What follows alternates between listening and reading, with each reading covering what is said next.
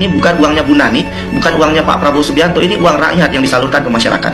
Jadi kalau seandainya pelaksanaan MBG ini bermasalah, jadi margin 4.000 saja ya dari hak misalkan 10.000 yang diterima oleh anak sekolah, kalau dikalikan selama 2 minggu anak sekolah, maka kehilangan uang negara karena program yang tidak berjalan dengan baik ini bisa mencapai 2,8 triliun, Mas. Dan ini sangat besar sekali gitu. Jadi gini, justru saya yang kemarin beberapa yang lalu kasih komen itu, saya melihat begini, memang negara pasti di bawah Pak Prabowo, Mas Gibran betul-betul ingin program gizi, program makan bergizi gratis ini maksimal. Hanya saja kan kita tahu semua bahwa anggaran kita juga tentu tidak akan semua dipakai untuk makan gizi gratis. Saya sih melihat ada DNA dari negara kita, DNA dari masyarakat Indonesia itu kan dermawan, gotong royong. Nah, kenapa enggak ini justru kita manfaatkan juga? Contoh, ya, bagaimana kita menstimulus agar masyarakat umum pun terlibat di program makan gizi gratis ini.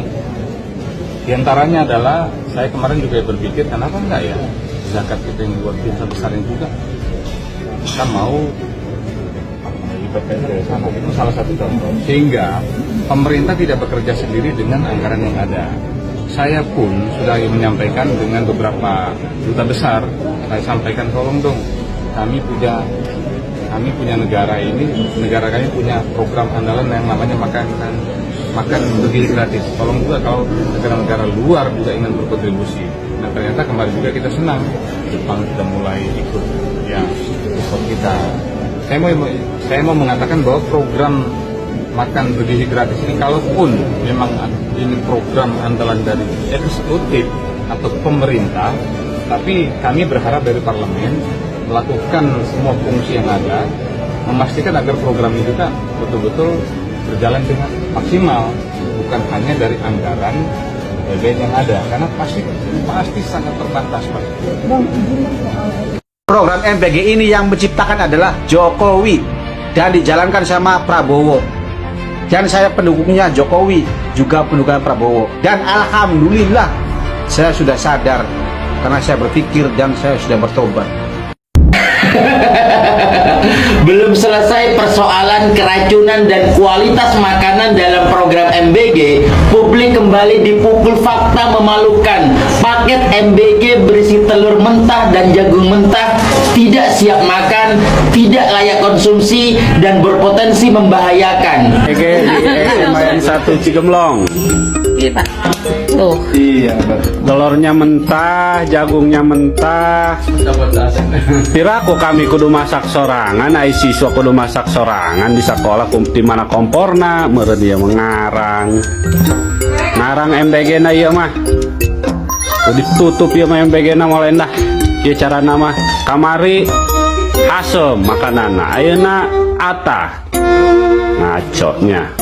Ini bukan insiden tunggal, ini pola kegagalan yang berulang.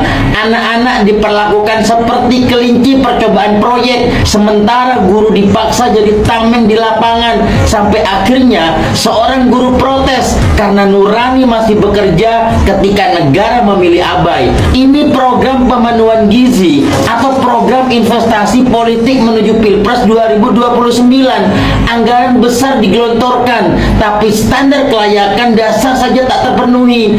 Dan yang paling busuk lagi, masalah dari awal sampai sekarang tak satu pun ada yang jadi tersangka, tak ada penanggung jawab, tak ada sanksi yang tegas. Yang ada hanya klarifikasi pembelaan dan upaya menormalkan ketidaklayakan. Jika program gizi terus menghasilkan makanan tak layak dan negara tetap diam, maka ini bukan program sosial, ini proyek politik berbungkus gizi. Bubarkan saja program yang berbau proyek ini, alihkan anggarannya ke hal-hal yang benar-benar penting dan berdampak langsung bagi rakyat, bukan ke skema gagal yang mengorbankan anak-anak demi citra dan elektabilitas. Goblok.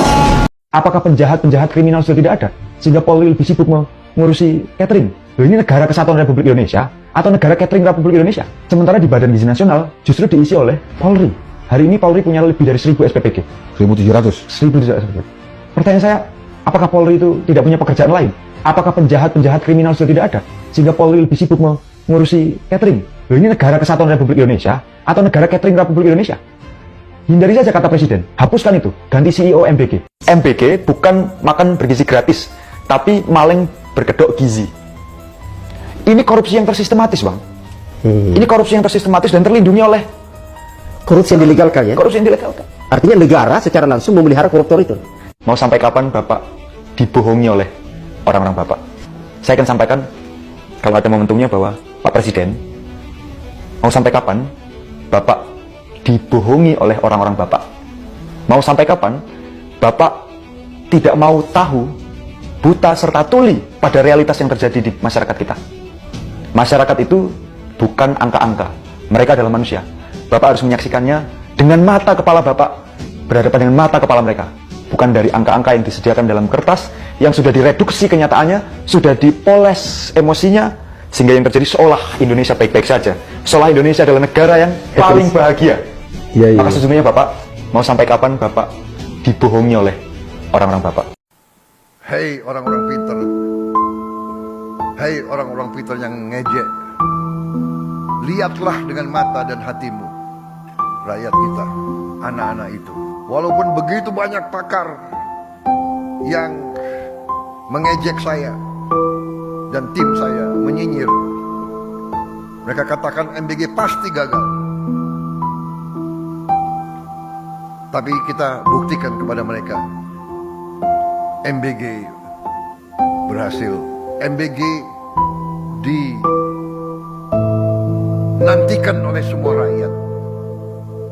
Bahkan sekarang saya repot, saya sedih kalau saya ke daerah-daerah, anak-anak panggil saya, teriak saya, Pak, kapan kami terima MBG? Dan kita lihat video klip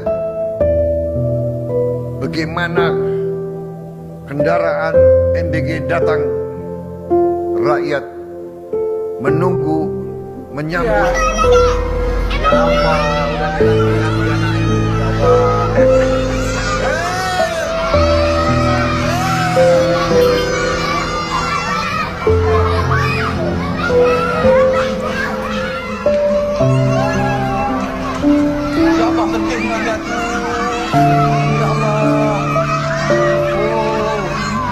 Ya Allah,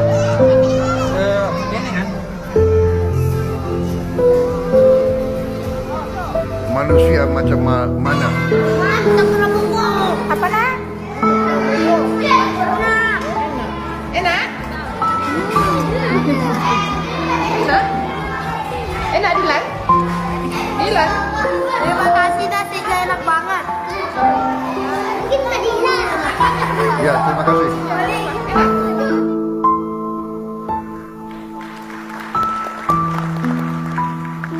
Saya tidak paham manusia macam mana yang tidak tergerak hatinya melihat anak-anak seperti itu. Saya tidak paham. Hei orang-orang pintar, hei orang-orang pintar yang ngejek, lihatlah dengan mata dan hatimu rakyat kita, anak-anak itu. Saudara-saudara, percaya kita berada di jalan yang benar. Saya nggak setuju BGN diberikan penghargaan oleh Presiden.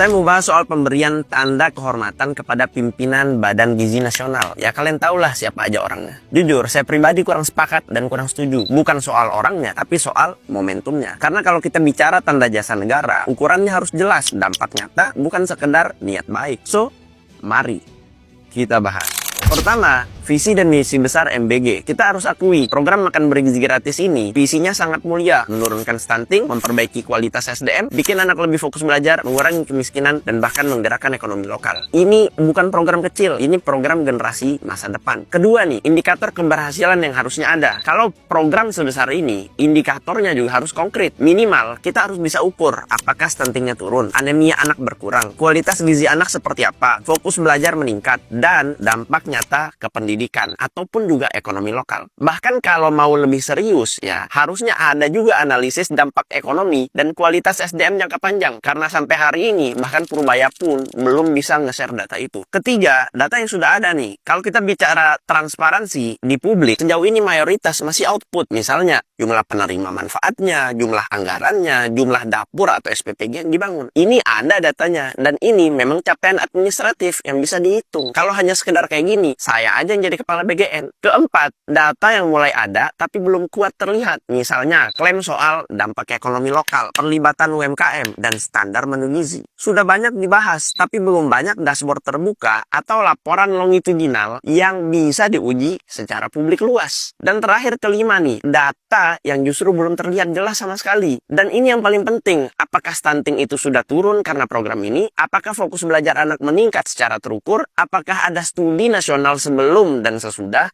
Dan yang paling krusial, apakah anggaran ratusan triliun ini sudah terbukti sebanding dengan dampaknya? Ini saya bukan nyinyir, saya itu pendukung pemerintah garis keras bos. Tapi saya juga perlu memberikan kritik yang membangun untuk pemerintah ke depan. Karena kalau kita bicara tanda kehormatan negara, idealnya diberikan untuk dampak yang sudah terbukti, bukan yang masih dalam fase pembuktian. Jadi kritik saya sederhana, visinya kita dukung, programnya harus kita kawal. Tapi penghargaan negara seharusnya berbasis hasil yang sudah teruji sesuai dengan mimpi, visi, dan apa yang kita inginkan. Biar adil, biar standar tanda jasa tetap tinggi, dan biar publik percaya bahwa penghargaan negara benar-benar lahir dari prestasi nyata. Kalau ini rame dan kalian setuju dengan bahasan ini, saya akan bahas secara detail lewat YouTube saya. Jangan lupa komen yang banyak dan nonton terus video ini. Gimana menurut kalian? Jangan lupa follow.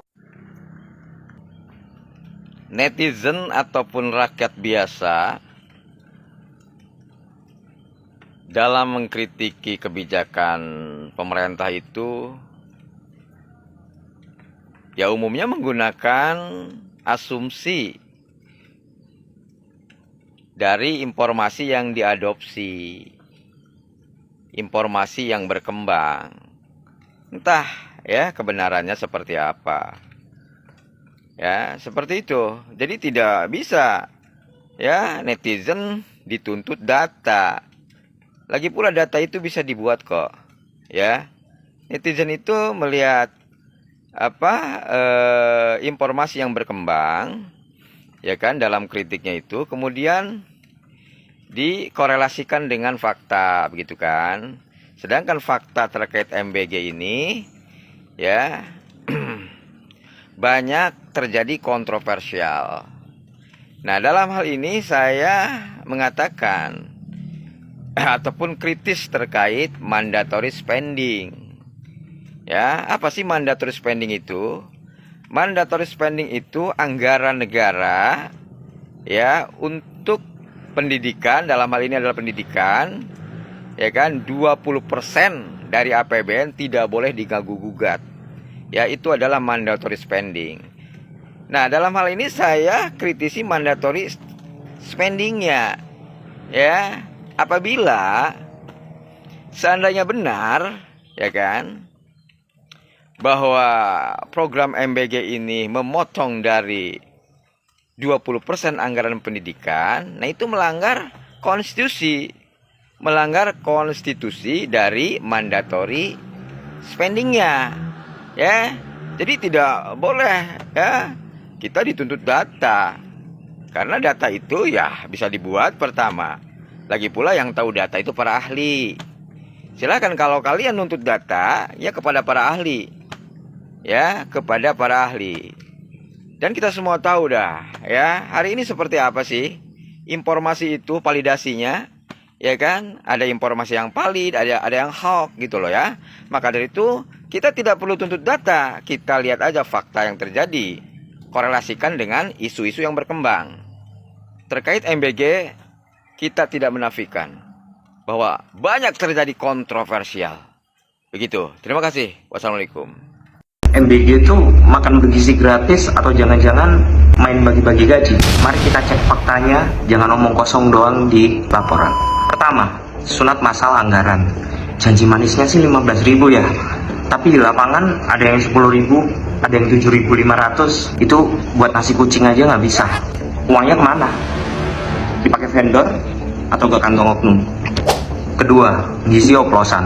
Susu katanya mahal sih, tapi diganti susu bantal atau minuman perisa lainnya gitu yang gulanya setinggi langit.